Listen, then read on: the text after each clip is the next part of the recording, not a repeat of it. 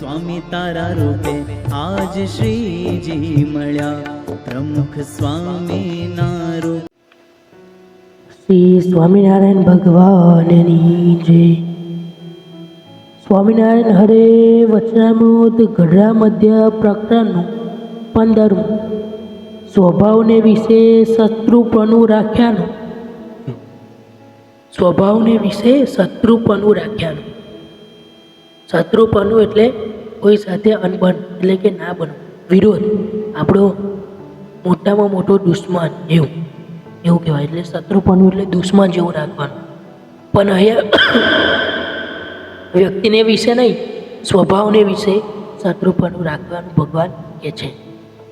સ્વામિનારાયણ હરે સંવત 1878ના ભાદરવા સુધી બીજને દિવસે સ્વામી શ્રી સહજાનંદજી મહારાજ શ્રી ગઢડા મધ્યે દાદા ખાચરના દરબારમાં શ્રી વાસુદેવસિંહ નારાયણના મંદિરની ઓસરીએ ચાકડો નખાવીને બિરાજમાન હતા અને સર્વ શ્વેત વસ્ત્ર ધારણ કર્યા હતા અને પોતાના મુખારવિંદની આગળ મુનિ થતા દેશ દેશના હરિભક્તની સભા ભરાઈને બેઠી હતી.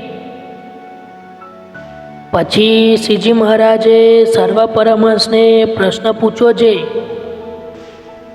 ગમે તેવા કઠણ સ્વભાવ હોય ને જો એક વિચાર કરીએ તો તે સ્વભાવનો નાશ થઈ જાય છે, અને એ વિચારને મૂકીને બીજા હજારો વિચાર કરીએ તો પણ તે ભૂંડા સ્વભાવ હોય એ તળે નહીં. સ્વામિનારાયણ ભગવાને કેવી વાત કરી કે ગમે તેવા આપણા જીવનમાં ખરાબ આપણી સંગ એટલે કે ખરાબ આદત, આપણે કે ગુણ એટલે અવગુણ એટલે આદત, સ્વભાવ કે આદત આપણા જીવનમાં ગમે એવી ખોટી આદત હોય ને, આપણે જો તેને મક્કમતાથી દૂર કરવાનો પ્રયત્ન કરીએ તો એ દૂર થાય છે, અને તે દૂર થાય જ છે. પરંતુ એના સિવાય જો આપણે 1000 વિચાર કરીએ ને તો પણ એ દૂર થતું નથી. જો ભગવાને આગળ આપણે બહુ મોટી વાત કરી.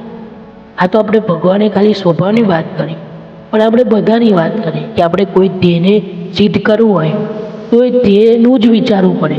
પછી આપણે એ ધ્યેય સિવાય બીજાનું વિચારીએ ને તો એ આપણું ના થાય, તો એ ધ્યેય આપણે સિદ્ધ ના કરી શકીએ. એના સિવાય બીજું બધું આપણાથી સિદ્ધ થઈ જાય.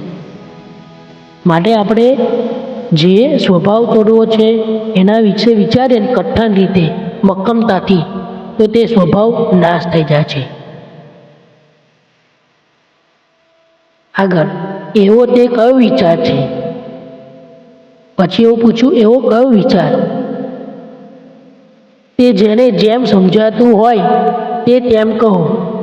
શ્રીજી મહારાજે એવું કીધું કે એવો કયો વિચાર છે, જેને જેવું સમજાય એવું કહો. ત્યારે બધાએ જવાબ આપ્યો. પછી પરમહંસમાં જેને સમજાતું હતું તેમ તેને કહ્યું, પણ યથાર્થ કોઈથી કહેવાયું નહીં. હજી કોઈથી પણ જવાબ થયો નથી.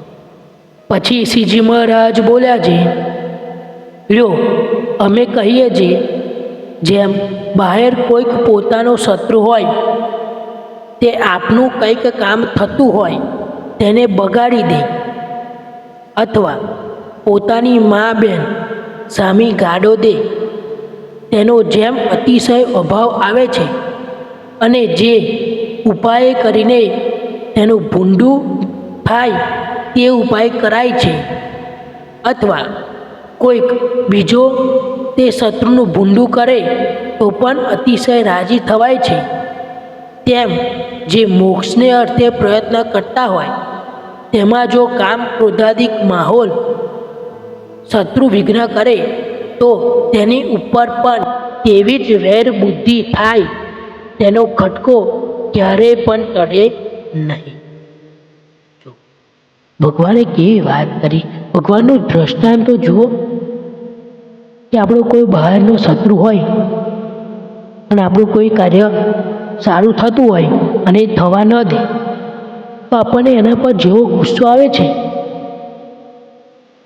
અને એવું કે બીજો કોઈ શત્રુ હોય એ એનું ખોટું કરે તો આપણને જેવો અંદરથી આનંદ થાય છે, એવો જ આ મોક્ષનું આપણો જે ધ્યેય છે, જે કાર્ય છે, એમાં પણ આ જે સ્વભાવરૂપી જે શત્રુ છે એ વચ્ચે આડા આવે છે, એ આપણને નુકસાની કરાવે છે.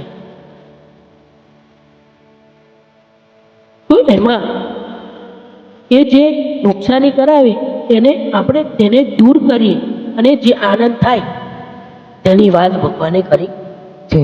તો એવો આપણને બહારનો શત્રુ આપણે કેવો દૂર કર્યો અને આપણને આનંદ થાય કે બહારના શત્રુને દુઃખ આવે તો આપણને આનંદ થાય, એવી જ રીતે આપણે કામ એટલે કે મોક્ષનું કાર્ય કરવા આવ્યા છે, એમાં પણ આપણને જે શત્રુ મળે એ શત્રુને આપણે દુઃખ થાય અથવા એ શત્રુને સ્વભાવ એ આપણે મૂકી દઈએ, પછી આપણા ખરાબ સ્વભાવ છોડી દઈએ, ત્યારે આપણે આનંદ અનુભવવાનો છે, એવું ભગવાન અહીંયા કહે છે.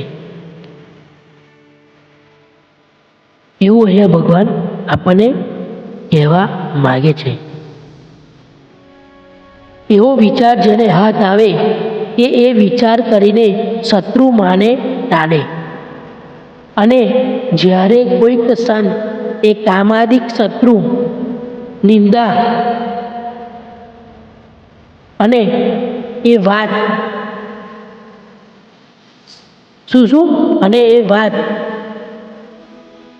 સાધુનો વિચાર કરે, અને જ્યારે કોઈક સંત એ કામાદિક શત્રુની નિંદા કરે તથા શત્રુને ખોદે, તેમાં જેને સત્મોર કહ્યો એવો વિચાર હોય તેને તે સાધુનો અભાવ આવે નહીં.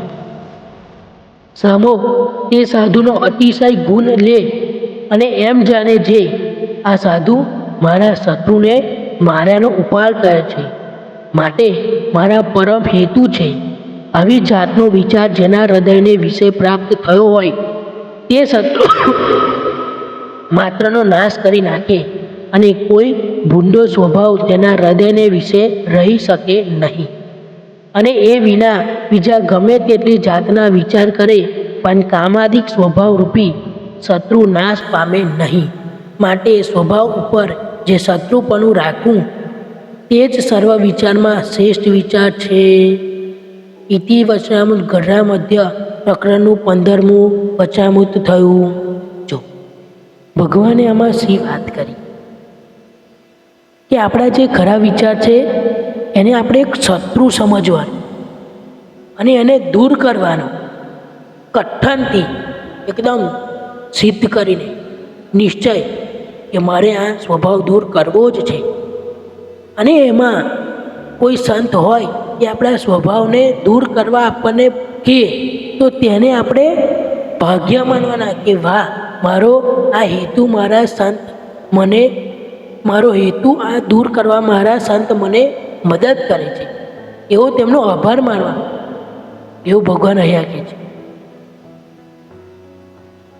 અને તે સ્વભાવના શત્રુ તકે આપણે બચીએ છીએ એવું આપણે વિચાર રાખવા. અને જો એવો વિચાર ના રાખીએ અને જો એના સિવાય બીજા વિચાર કર્યા કરીએ તો એ સ્વભાવરૂપી શત્રુ એ કોઈ દિવસ દૂર થાય નહીં. તો સ્વામિનારાયણ ભગવાને આ વાત કરી ગઢડા મધ્ય 15માં સ્વભાવને વિશે શત્રુપણું રાખ્યાનું. આપણા જે ખરાબ સ્વભાવ છે ને એને શત્રુપણું રાખીએ તો આપણા બધા જ જીવોમાં અને આપણે જે આ મનુષ્ય દેહ ધર્યો ને એ સિદ્ધ થાય. નહીં તો આ સ્વભાવ એવી વસ્તુ છે ને એ દેખાય નહીં પરંતુ આપણું જીવન નષ્ટ કરી દે. ગુસ્સો, ઈર્ષ્યા, માન એ બધા સ્વભાવ છે. ઘણા વ્યક્તિઓને વાતમાં ગુસ્સો આવે, એના કારણે એમના સંબંધો બધા હોય તે દૂર થઈ જાય. ઘણા વ્યક્તિઓને માન જોવે, માન ના મળે તો એ કોઈ સાથે વાત પણ ન કરે. ઘણા વ્યક્તિઓને ઈર્ષ્યા થાય, કોઈ નવું વ્યક્તિ કંઈ લાગ્યો હોય તો પોતાની ઈર્ષ્યા થાય. એવી જેવી ઈર્ષ્યા થાય ને, કામ ઈર્ષ્યા થાય એવું આપણે આપણા સ્વભાવને વિશે કરવાની ઈર્ષ્યા.